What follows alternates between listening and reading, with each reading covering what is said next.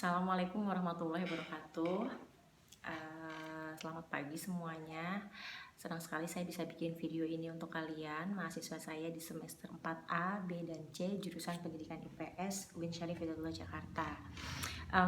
Karena kondisi dan situasi yang tidak memungkinkan untuk kita bertatap muka di dalam kelas, maka saya bikin video ini dalam rangka mereview tugas-tugas yang pernah saya berikan. Mungkin kalian masih ingat, saya pernah memberikan 3 tugas. Pertama adalah mencari buku, referensi terkait mata kuliah kita. Yang kedua, hakikat belajar dan pembelajaran. Dan yang ketiga, teori-teori belajar. Saya akan mereview 2 materi terakhir yang sudah kalian kerjakan. Dan sebelumnya saya ucapkan terima kasih banyak, kalian sudah mengerjakan sesuai dengan apa yang saya minta. PowerPoint-nya juga bagus, menarik, meskipun ada beberapa yang biasa-biasa aja, tapi mungkin itu proses ya. Dan saya juga berharap kalian di sana tetap sehat ya, biar bisa mengerjakan tugas-tugas yang diberikan oleh semua dosen-dosen ya. Sampai nanti kita ketemu lagi di dalam kelas. Oke, yang pertama saya ingin bahas tentang hakikat belajar dan pembelajaran. Nah, dari beberapa tugas yang sudah masuk, saya periksa satu-satu. Itu ada yang dia membuat PowerPoint sesuai dengan yang diminta dalam RPS ya.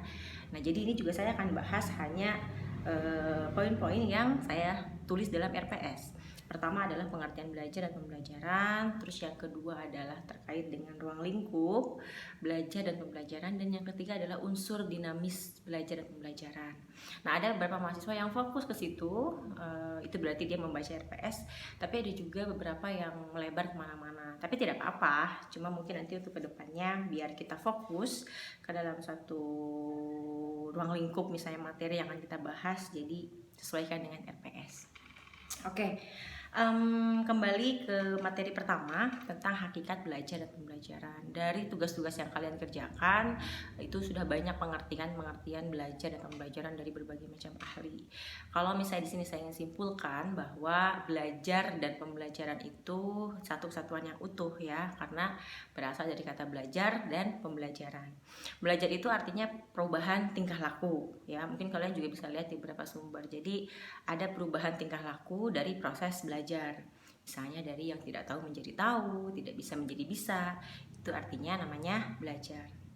Nah, pembelajaran, karena di sini ada kata pe dan an, itu artinya ada proses di sana, proses perubahan tingkah laku, itu kan, yang di dalamnya itu melibatkan orang lain. Nah, dalam proses pembelajaran itu melibatkan orang lain, yang artinya di sana ada yang dididik dan ada yang mendidik, atau istilahnya ada guru dan ada peserta didik. Nah, karena pembelajaran itu adalah proses, maka di sana ada cara-cara gitu kan, cara-cara bagaimana dia menjadi bisa yang asalnya tidak bisa. Nah, itulah yang dinamakan dengan proses pembelajaran. Yang namanya proses pastinya ada interaksi antara guru dan siswa.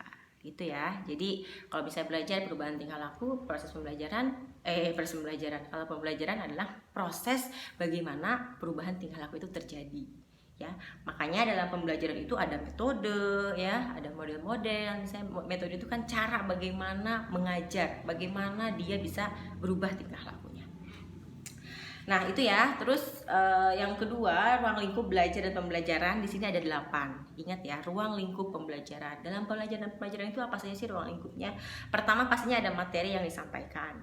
Kedua, ada media ya. Jadi materi itu disampaikan melalui media. Apa itu medianya? Macam-macam. Yang ketiga, ada pendekatan-pendekatan. Ini berkaitan dengan model. Terus yang keempat, ada alokasi waktu. Ya kita nggak bisa belajar 24 jam belajar, nggak mungkin kan. Terus yang kelima ada pola pembinaan terpadu ya, jadi dibina peserta didiknya.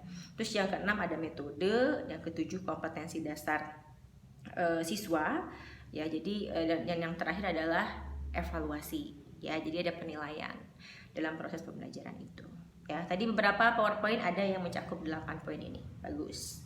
Selanjutnya ada unsur-unsur dinamis dalam belajar dan pembelajaran. Apa saja sih unsur-unsur yang ada dalam belajar dan pembelajaran? Pertama adalah ada motivasi belajar. Nah, agar pembelajaran itu berjalan sesuai dengan yang diminta, yang diinginkan maksud saya, maka motivasi belajar itu perlu untuk peserta didik. Makanya sebagai seorang guru, mau tidak mau kita harus memotivasi siswa ketika pembelajaran akan dimulai. Berikutnya adalah suasana belajar. Ini juga sangat berpengaruh kepada proses belajar dan pembelajaran. Suasana belajarnya kondusif atau tidak gitu. Kalau misalnya tidak, ya apapun yang disampaikan guru nanti tidak akan masuk ke siswanya. Terus yang ketiga bahan ajar, ini berkaitan dengan tadi sama dengan materi ya. Terus juga alat bantu bahan ajar, ini media maksudnya. Terus yang kelima kondisi siswa. Gitu. Jadi kondisi siswa juga sangat mempengaruhi belajar dan proses pembelajaran itu berlangsung. Oke, jadi dalam hakikat belajar dan pembelajaran, pertama kalian tahu belajar, pengertian belajar dan pembelajaran dari berbagai sumber, ya. Lalu kalian simpulkan. Kalau saya membaca dari berbagai sumber, tadi kesimpulannya. Belajar adalah proses perubahan tingkah laku, belajar adalah perubahan tingkah laku, proses pembelajaran adalah proses perubahan tingkah laku itu berlangsung. Oke ya. Nah, berikutnya ada 5 tadi, terus ruang lingkup ada 8 ya, tadi sudah saya sampaikan, dan yang terakhir adalah unsur-unsur dinamis terdiri dari 5 poin tadi. Oke. Nah, di sini ada pertanyaan. Pertama, dari beberapa tugas kalian saya simpulkan pertanyaan. Ada beberapa pertanyaan maksud saya. Bagaimana peran guru untuk menghidupkan kondisi siswa yang aktif dan kondusif? Ini menarik ya. Bagaimana caranya untuk menghidupkan kondisi suasana? Karena suasana di sini kan tadi salah satunya unsur dinamis itu, kondisi suasana belajar itu penting. Nah, bagaimana caranya? Pertama, yang harus dilakukan seorang guru adalah guru harus menjadi pengajar yang menarik gitu untuk siswa. Dengan cara apa? Pakai metode-metode pembelajaran yang kreatif dan inovatif. Jangan itu-itu aja ya, jangan ceramah mulu, tapi menggunakan metode pembelajaran yang kreatif dan inovatif sehingga siswa senang untuk belajar. Terus berikutnya, apa yang harus dilakukan pendidik jika dia tidak memahami metode pembelajaran gitu. Apa yang harus dilakukan guru? Ya harus, ini mah yang nggak usah tanya lagi ya. Yang harus dilakukan pendidik ya pastinya dia harus mencari tahu. Apalagi kalian kalau nanti udah jadi lulus sarjana pendidikan, harus sudah tahu metode pembelajaran itu ada apa saja. Dan kalian jangan jadi guru yang hanya menerapkan satu metode ceramah-ceramah aja gitu. Ya, itu 2 pertanyaan. Oke, saya lanjut ke teori pembelajaran ya, yang kedua. Nah, ada beberapa teori pembelajaran sebenarnya. Saya lihat beragam lah yang kalian kerjakan gitu kan. Dan di sini sebenarnya harus kalian tahu bahwa teori pembelajaran yang pertama kali muncul, atau enggak misalnya yang familiar sebelum-sebelumnya itu ada 4. Teori behavioristik, teori kognitif, teori humanistik, dan teori konstruktif. Tapi seiring berjalannya waktu muncul teori-teori pembelajaran yang lain.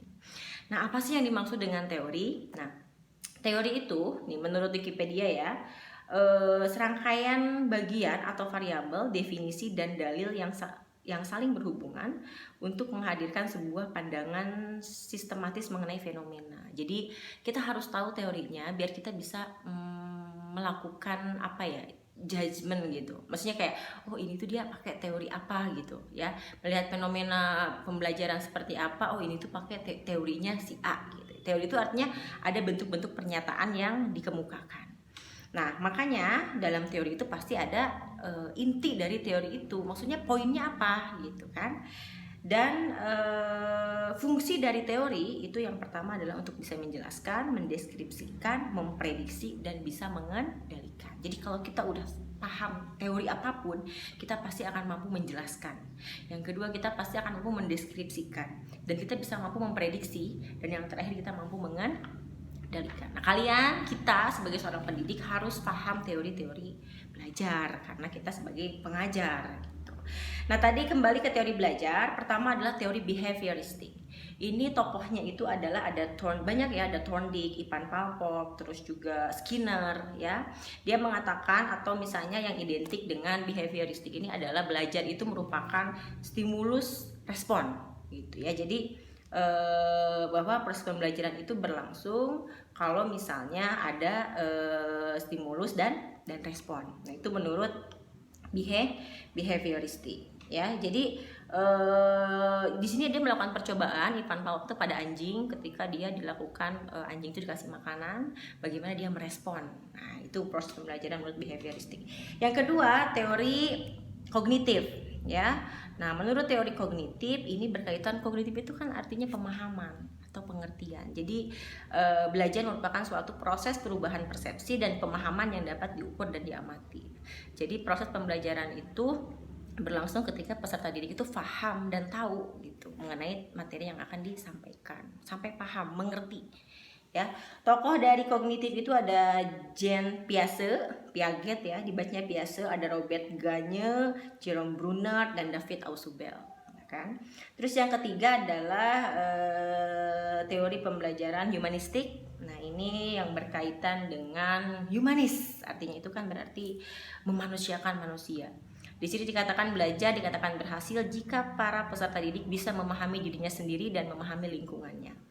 Teori ini memberikan kebebasan kepada peserta didik tanpa harus didikte oleh lingkungan. Jadi diberikan kebebasan siswa untuk melakukan apapun. Ini sebenarnya erat kaitannya dengan teori tabula rasa.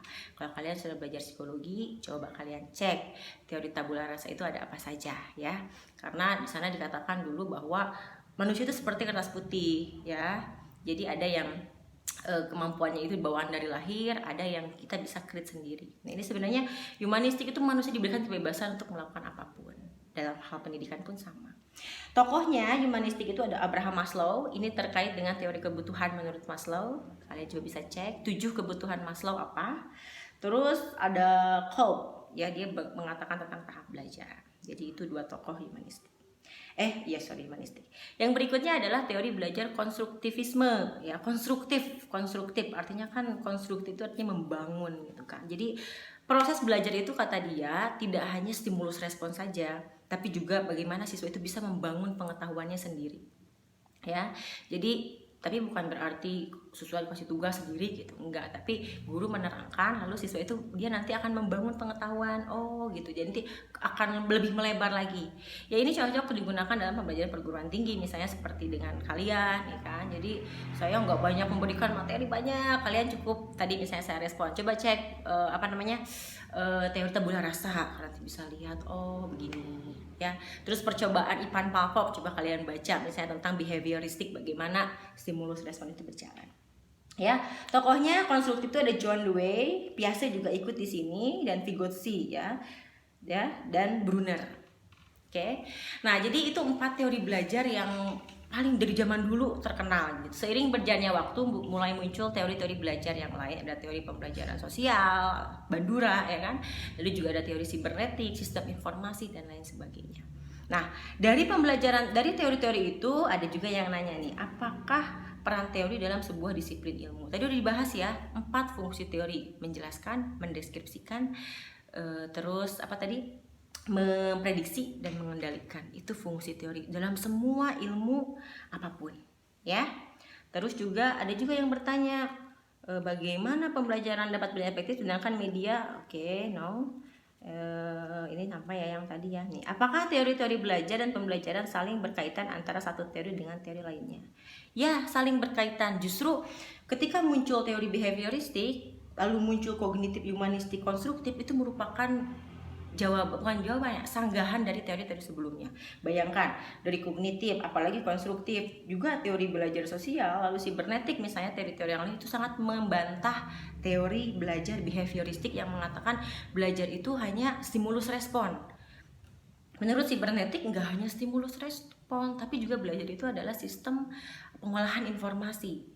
Begitupun dengan kognitif, dia juga membantah. Jadi saling bantah-membantah. Makanya teori itu bisa berubah seiring dengan berjalannya waktu. Oke ya, itu saja karena kita waktu terbatas untuk mereview ini. Itu yang bisa saya sampaikan. Nah, setelah ini nanti saya akan berikan tugas berikutnya dan masih ada kaitannya dengan teori yang ini. Kalau kalian sudah menonton video ini, kalian silahkan komen dengan nama, NIM, dan kalian mengatakan kalian sudah membaca dan kasih ringkasan dari apa yang sudah saya sampaikan hari ini. Sampai ketemu lagi nanti di tugas berikutnya. Mudah-mudahan kalian sehat selalu di sana dan tetap jaga kesehatan. Wassalamualaikum warahmatullahi wabarakatuh.